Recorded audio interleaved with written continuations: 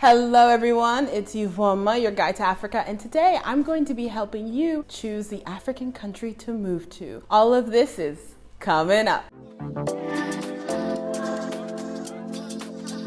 Please make sure to like, subscribe, share, comment below. Those are excellent ways for you to support my channel.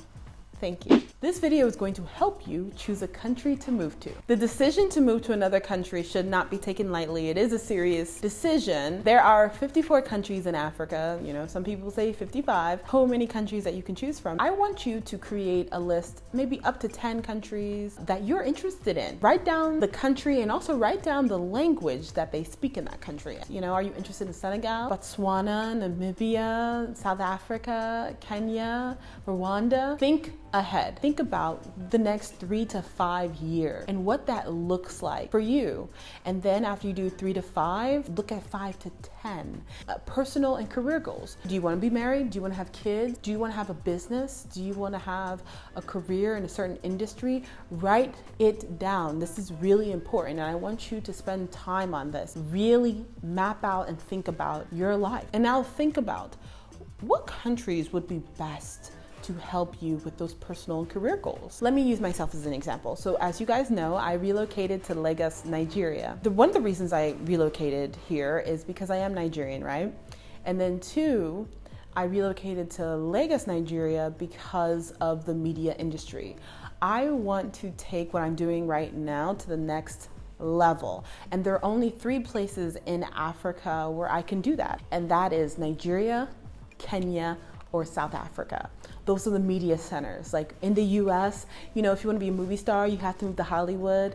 If you want to be on Broadway, you have to move to New York. If you want to be in a Tyler Perry movie, you have to move to Atlanta. So you have to think about the country that you're relocating to or interested in.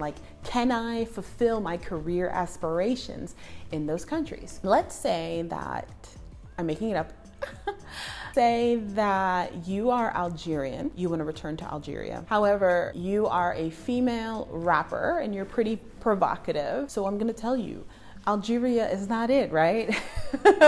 I just came up with that example. I just thought about it. Just because you're from a place doesn't mean you should return there either if you consider your career and personal aspirations. I want to export shea butter. The only places I can do that is in Ghana or in Uganda.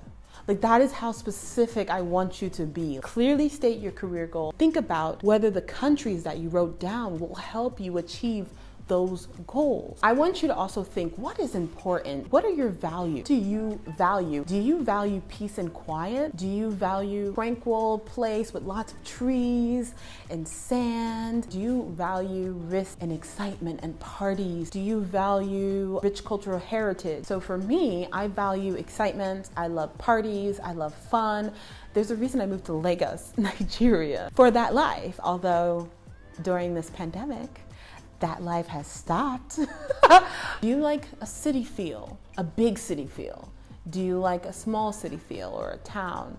What would make you feel comfortable? What would make you feel happy?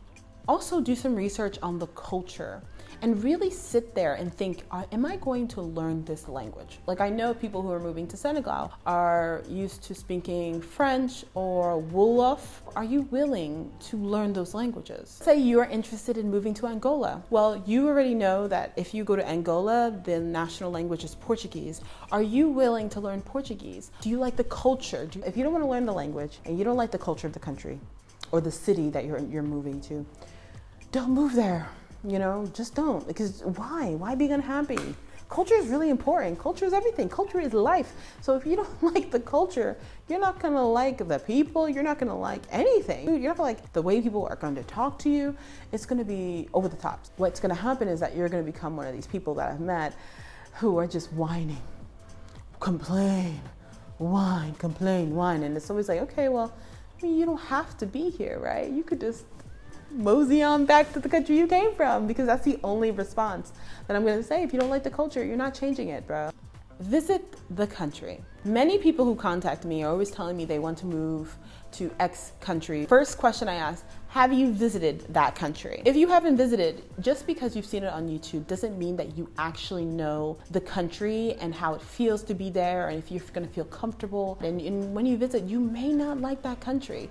But that is why I want every single person, before you move, to at least visit the country, especially if you're not from Africa. If you don't have a direct connection to an African country and you're not really from a developing country, that it's more important really for you to visit, right? Because it's gonna be a different standard of living. And I want you to understand that. I want you to grasp that before you move. Contact returnees like you or immigrants that just arrived in that country. The cool thing about Facebook, Instagram, Twitter is this social media world, right? You're connected to everybody. Say you are traveling to a country. What I'm gonna tell you to do is find a Facebook group that focuses on that country and maybe find people like diaspora, returnees, or immigrants. Connect with them. See what they say. What are their experiences? So when you visit, then you can reach out to those connections that you made on social media and meet them in person and get their stories and see if you're not going to meet them in person, at least they can point you in the direction of, okay, a lot of newly arrived immigrants to the country, they hang out in this bar, they do this thing, so you can go do it and meet people like you and talk to them about their experience. I think that's really important. Make a pro and con list. As you visit multiple countries, I want you to make a pro and con list of you moving to that country. Be vicious, be savage in that list. No one's gonna see it but you. Okay, you made the pro and con list, and so you have three countries that you're incredibly interested in. Well, I want you to look, how are you gonna get a job and a visa? That visa issue is a problem sometimes. Can I get a visa to this country? And if so, what kind of visa? Do I have to leave the country every 30 days and then come back? Because that's an inconvenience as well. So you research on, find a job in that country. And if you do find a job in that country, I want you to find that job before you arrive in that country, because you have leverage there. People don't talk about this. The thing is, when you relocate without a job and you're looking, you tell yourself, oh, I'm gonna look for a job while I'm there, and you don't really have the connections, you're just moving, right? So here's the thing, when you move, you lose leverage, you lose this financial leverage. So when you get a job in an African country, it's automatically going to be a massive pay cut. It's automatic.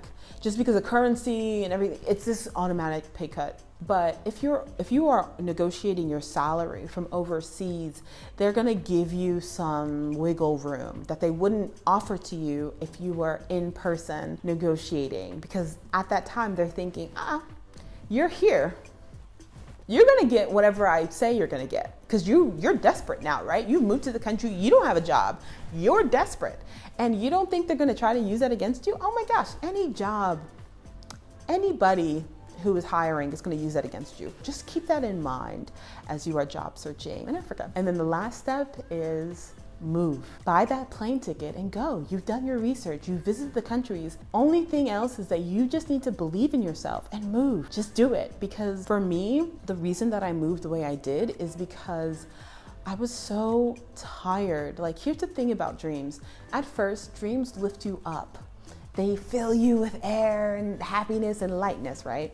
But then if you have a dream and you don't achieve it and you're always hesitant about it, you're afraid to take the next step, well, that dream is going to turn into a little bit of a nightmare. Everyone always asks me, what was the one thing that made you move?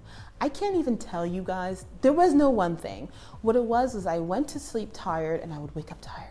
Every day was the same thing, every day. I just want you guys to hurry up, buy that plane ticket and move, and believe in yourself. You are going to be just fine. Recap time. Number 1, create a list. Number 2, think ahead 3 to 5 years, 5 to 10 years. 3, best countries for goals. 4, what is important to you? What is valuable to you? 5, culture and language. Are you willing to learn any languages? Do you like the culture there? 6, visit the country. 7, create a pro and con list. 8, connect with others in the country, other diaspora, returnees, or immigrants. 9, job and visa. Please make sure to get a job offer before you arrive. And 10, just move. Did I leave out anything in this discussion. Comment below, let me know. I love to hear what you guys think. Bye now.